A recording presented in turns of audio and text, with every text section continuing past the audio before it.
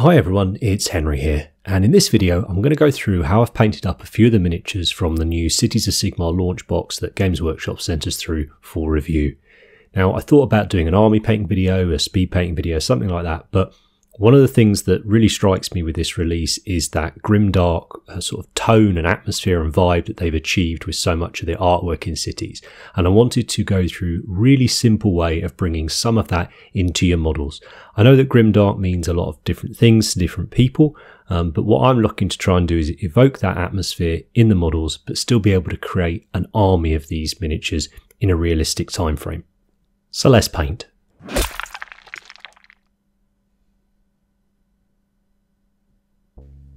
Depending on the colour scheme that you're going to go for, there's going to be very little to no airbrushing in this tutorial. What I'm showing you here is a simple zenithal highlight using Tamiya flat white. Now I've thinned this about 3 or 4 drops of Tamiya X20A thinner to 1 drop of Tamiya flat white paint. It's their acrylic range. I'm spraying it at about 25 psi and I'm using a 0.4mm needle and nozzle in our Harder and Steenbeck Cult of Paint Signature Series Infinity. Wow, that's a mouthful, isn't that one? But basically, yes, if you haven't got an airbrush, just do this with a rattle can. Real simple zenithal, by which I mean we spray it almost from directly above downwards, therefore lighting all the upward facing surfaces and leaving all the recesses nice and dark. And regardless of whether we're going to airbrush any colours and stuff on the model, I will be doing this for the brush painted models as well. It's just a very simple way of introducing a very high contrast into the model straight away, and it's a contrast of value, so light and dark. And for me, I think grimdark is a lot about creating very strong contrasts, whether that's light and dark, whether that's colour, whether that's textures, finishes, whatever you want to call it. I think there's plenty of that in grimdark. So on the shields, you can see I've gone for a slightly different thing. This isn't so much a zenithal. We're just going to pick one end of the shields to be lighter than the other. For the yellow scheme, rather than starting from the primed black base, I've given the whole model a base coat of Mournfang brown. I did this through the airbrush as well, and then I'll do the exact same zenithal highlighting. And this is because we are going to use the airbrush to apply the yellow, but even if I was going to do it with the brush, I would still do it in this way, because that brown in the shadows, that nice or warm orangey brown, really going to help us when it comes to applying the yellow. This is my absolute favourite sculpt as well from the Steel Helms. Love this little guy. So for the yellow, I've chosen to use, and I did quite a lot of tests with this one, chosen to use Kasandora yellow, which is a wash paint, a shade, Citadel call them. Now being careful that when I'm applying it in the airbrush, and I've added maybe 2 drops of airbrush thinner into that bowl, and then all the rest of that is just wash, and that would do probably a unit, if not 2. You need very little paint when you're doing it this way. I put the airbrush thinner in because I found that the wash was drying on the tip very quickly, but it was the colour that I wanted. I couldn't get the right yellow with all the other ones I had, but I found that this was pretty close to what I had in my head for the yellow. You can see me just cleaning the end of the brush off there. And as I'm working around, I'm really trying to be very accurate and not get the yellow paint on any of the leather. So on his, they're called greaves, his shins. The things covering his shins and the things covering his wrists and his forearms, I'm trying not to get any of this yellow on it because I just want that simple white, and in this case dark brown pre-shade to show through. So I think it took 2, maybe 3 layers to get that colour on there. And then a very simple process of bringing in the shadows. I'm using a brown here. In this case, I'm using Seraphim Sepia. This is another wash paint, but I'm not using it as a wash. I'm not just slopping it all over. I'm just painting this into the deepest recesses and those folds in the cloth that are facing away from the light. Now, I think that the miniatures are, whether I think or not, the miniatures are simple. The areas on them are quite clearly defined, and it's pretty obvious what everything is. And when it comes to army painting, you know, you're going to have to choose, where do you save time, where do you spend some of the effort? And for me, I felt that getting the cloth, you know, the colour bit that's right, you know, that you're going to see and you're going to pick out was important. So I chose to spend a bit more time on getting that cloth colour right, with each of the recipes. And from then on, it was going to be the shield and the face would be the focal points. But there you can see I've maybe applied that Seraphim Sepia perhaps twice into the shadows. You know, once I got to the end of the model, by the time I was finished, I was ready to reapply it to the first area. For the red scheme, so this was Hammerhall Aksha, I used Mephiston Red, and I'm just applying this with brush. Now it's fairly diluted on my wet palette, so that it's fairly translucent, by which I mean you're going to be able to see the pre-shade through it.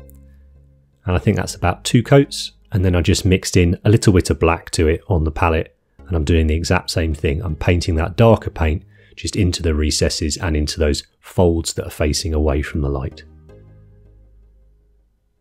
Now everything we cover gets more and more efficient the more models you would be doing it on. So if you think, oh, this is quite a lot of work already for one model, I mean, personally I don't, but we will make that time up elsewhere.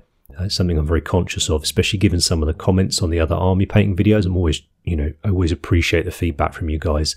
We want to achieve high level, you know, armies, but I also appreciate that perhaps you don't want to spend 6 months painting your army. Perhaps some people will be knocking it out quicker than that. So you can see there we've got the shadow on the shield, and we've got the shadow on the tabard and all the rest of it. And it's just 2 colours over that pre-shade. I think it's very effective for the time investment. I really like what we're getting out of it. And then for the green, so this was Living City, I've used Lauren Green. Didn't cover brilliantly, so actually that nice strong white that's there on the pre-shade really helped with laying this paint down. But I thought it was a really nice sort of tone of green. And then to shade this one, I've used Celia Green shade. So this is another wash. It wasn't deliberate that I've used the washes to shade with. It's just that they were the right colour. And, you know, it was easy for me to just use them straight out of the pot in this way. For the rest of the clothes, so the trousers, the sleeves, things like that, I've used a contrast paint here by Games Workshop. This is Black Legion, so this is the newer of the 2 black contrast paints. It's fast becoming a favourite paint of mine. It is fairly translucent, so it's see-through, but it does cover really, really well. Now I've just dropped in a little bit of footage here. I'm covering fairly quick army/speed painting in this video. If you fancy seeing a 2-3 part video series, multi-hour series, on painting up a character level, display level miniature from Cities of Sigmar, you've got to check out this Marshall that Andy's done. It's absolutely stunning. I know he's really enjoyed doing it as well, which I think comes across in the videos. All of us here at Cult have just, yeah, we're pretty smitten with this Cities release. The podcast, which hopefully has been recorded by now, we sort of go into it in a bit more detail why we think it's just so fantastic, and it's been difficult to resist doing lots.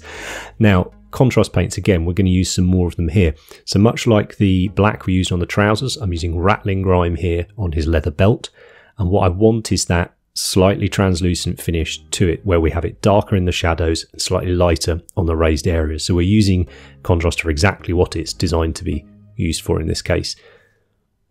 And actually I think on cloth it's very effective. My favourite one that I found out with this was using Garagak Sewer to create the leather on his greaves. I really hope they're called greaves. I really should have checked that before the video, because I'm probably going to say it quite often, and if it's wrong that'll wind certain people up, I'm sure.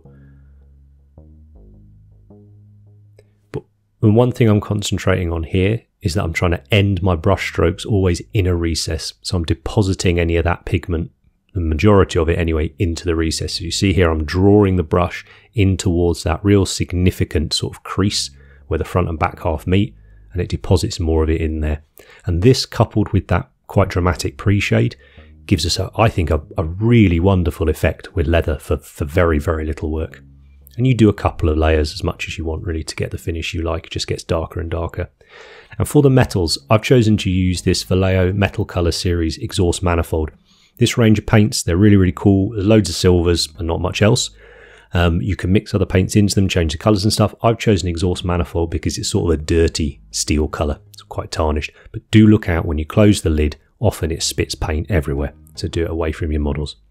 And the major reason that I've chosen to use this is because of how well it flows off the brush. So it's great for when we're doing things like the chainmail and stuff here. It just flows into all of those recesses really, really quickly. The coverage is very good.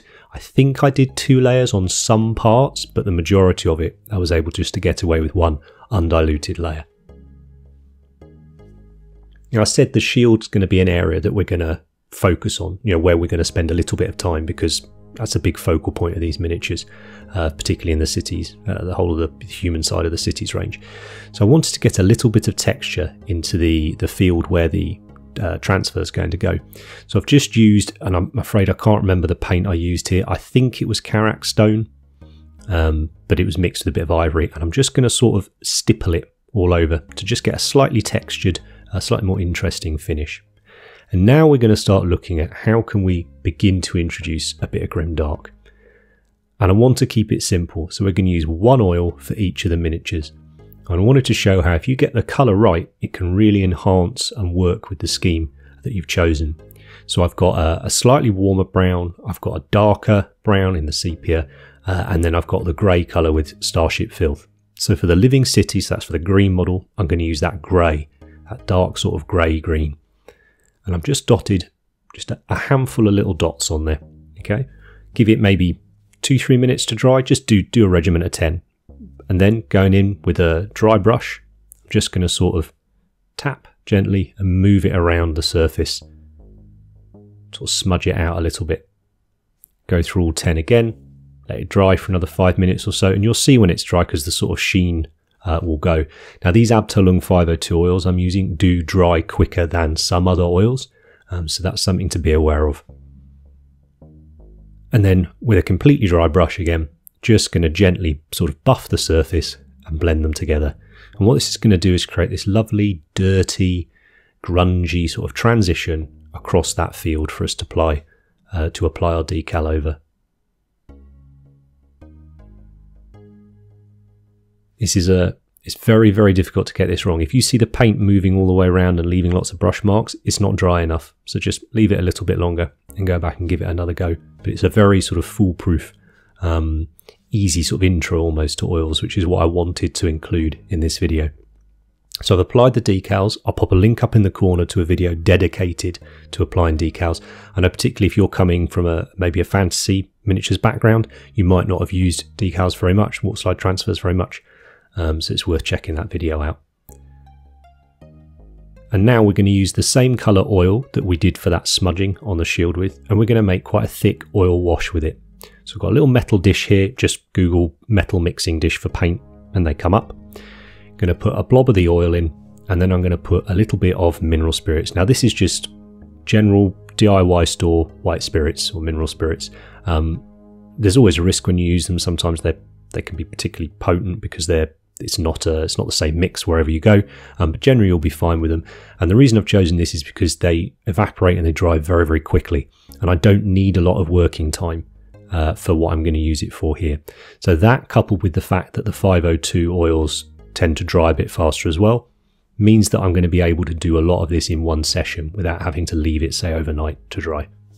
And I've always got a little test model off to the side, really easy way to test the consistency of the oil. So I wanted to say a thick wash. I'm happy with that. Now I'm going to go in and apply it all over the miniature.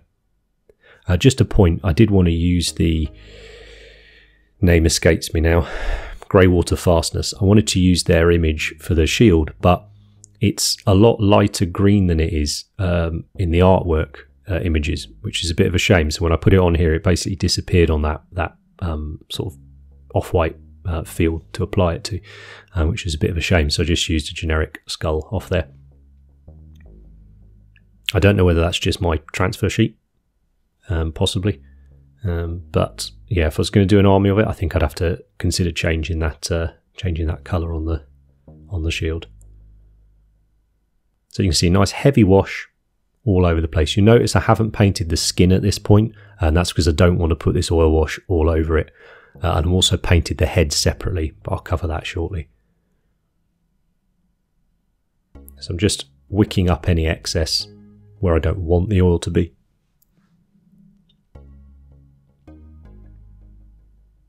Say for the green one, we'll apply that grey oil all over.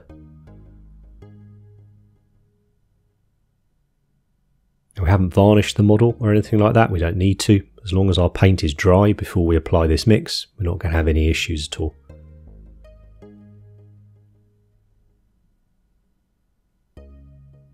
And then for the red model, we're using that sepia oil. So again, the same one we used on their shields.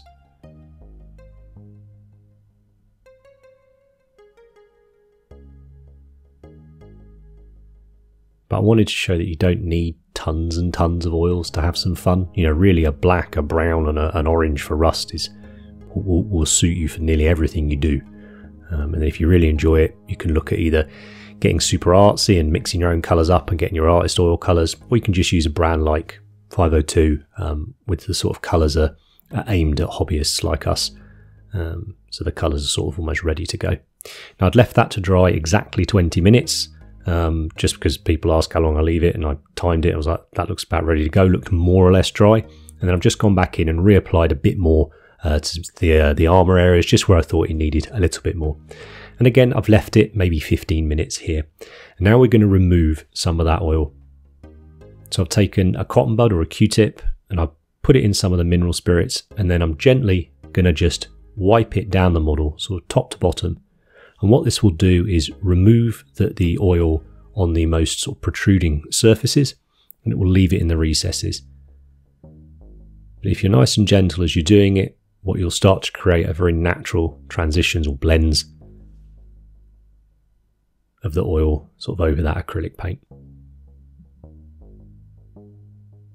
The key here really is to be gentle. If you rub too hard at the model, you're going to remove paint.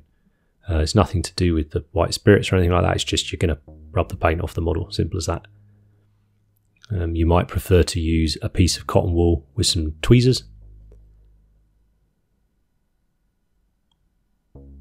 You know, or you could tape a bit of it to the end of the paintbrush, anything, whatever. But yeah, and once that's dried, I put the model together, put the heads on, and then I'm giving the whole thing a couple of coats of matte varnish, just because we had various different finishes all over the model. Again, as long as the oil is dry, it'll work absolutely fine. Now, I've done the heads separately and glued them on at this point. I would batch paint the heads. I think, as I said, the heads and the shields are worth sort of focusing on. All I've done for the heads, and I will link up top again, a couple of real simple skin recipes. You know, we've done a lot of faces tutorials on YouTube, particularly over on Patreon. So if you're interested in that, go and check them out. But there's an incredible amount of variety in the sculpts, so you can really have some fun. I wanted to paint these miniatures so much more than I have for this video, so you could have just left it there, but I think this extra step is really, really worthwhile. We're just going in with a silver, just bringing back a little bit of shine to those metals. And again, what that creates is that quite high contrast on the metals. And then the basing, rather than the usual basing I do on the YouTube video, I thought it's nice to get sort of natural materials into the grimdark stuff, I think anyway. I think it's a bit unusual. So I've just used a texture paint there by Vallejo, which is full of sort of twigs and stuff anyway. But it's also an adhesive, so whilst it's still wet, I'm sprinkling on this ground mix from Reality and Scale. Loads of cool products from that company. Sprinkling it on, just like you would sand over glue or whatever. And I love that. Is it juxtaposition? I think that's the right word. Juxtaposition between that that natural sort of material next to the painted miniature itself just gives us another level of contrast.